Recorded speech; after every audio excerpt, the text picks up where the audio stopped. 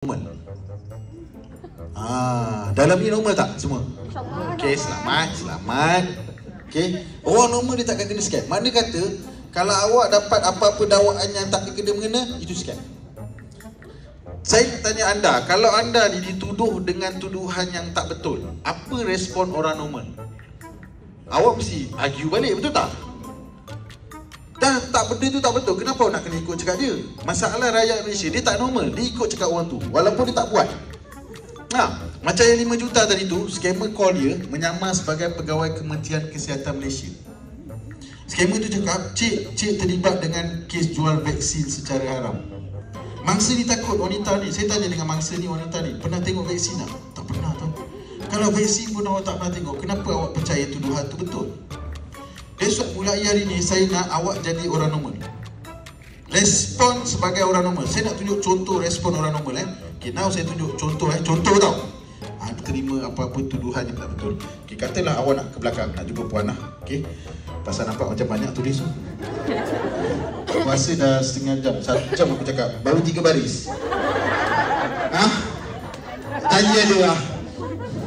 Woman is always right. Bagus. 3 baris saya baru sepanjang-panjang tadi. Okey, saya nak pergi kat puan, saya datang balik. Saya pakai tadi tu, saya lalu tadi kan. Puan siku kat punggung saya. Tengok ya Allah, yang ni nak suka ke yang ni? Agak nak kena ni lah. Alah, dia tak enak. Ayolah, aku di sini. Sekejap saya tukar sini. Awak jangan kecewa tau. Nanti awak dapat, saya pergi sini dulu dah, sini. Nak sangat kan? Okey, saya pergi belakang. Tadi masa saya lalu, puan tadi senggol punggung saya pakai siku puan. Nampak ni contoh respon yang betul. Maknanya you akan deny, you akan argue. Mana ada? Tak, aku tak buat. Ini yang saya nak awak buat. Kalau ada orang tuduh awak dengan benda tak betul, kan? Awak argue dengan dia. Walaupun dalam hati berkata, memang kau ada niat tapi belum lagi. Contoh. Saya nak buat report juga sebab puan cabut saya. Apa yang puan nak cakap? Buatlah, saya tak takut. Kita ikut undang-undang. Saya pun boleh buat report you fitnah saya dan sebagainya. Ini yang saya nak tuan-tuan dan puan-puan buat. Kalau ada orang tuduh you all buat benda yang you tak buat, okey? Jangan ikut dia cakap dia, okey? Awak buat formula nombor 2, iaitu ikut SOP dan prosedur. Guys, rakyat Malaysia banyak perkara awak tak ikut SOP prosedur itu sebab miskin. Nak bayar saman kat mana? Kaunter saman. Tapi awak pergi kat luar buat apa? Kan? Nak dapat datuk, tunggulah anugerah diberikan oleh sultan dan sebagainya. Tapi tak, dia pergi bayar, beli. Tak ikut prosedur. Kan? Polis telefon kata nak tangkap. Tuan, saya takut tuan sebab polis yang telefon saya kata nak tangkap saya.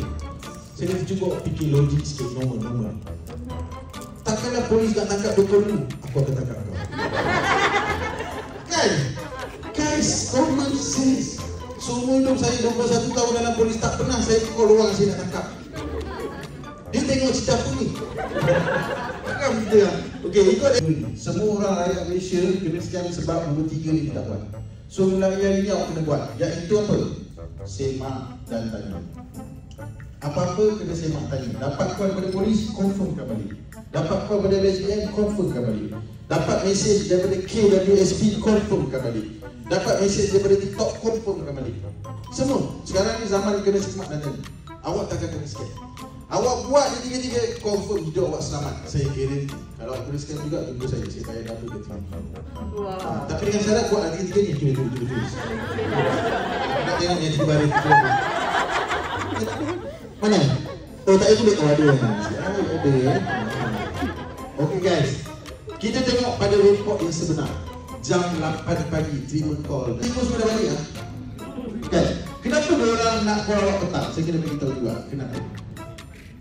Sebab pada waktu petang adalah waktu awak habis kerja, awak berada di rumah, tak ada siapa-siapa dengan awak.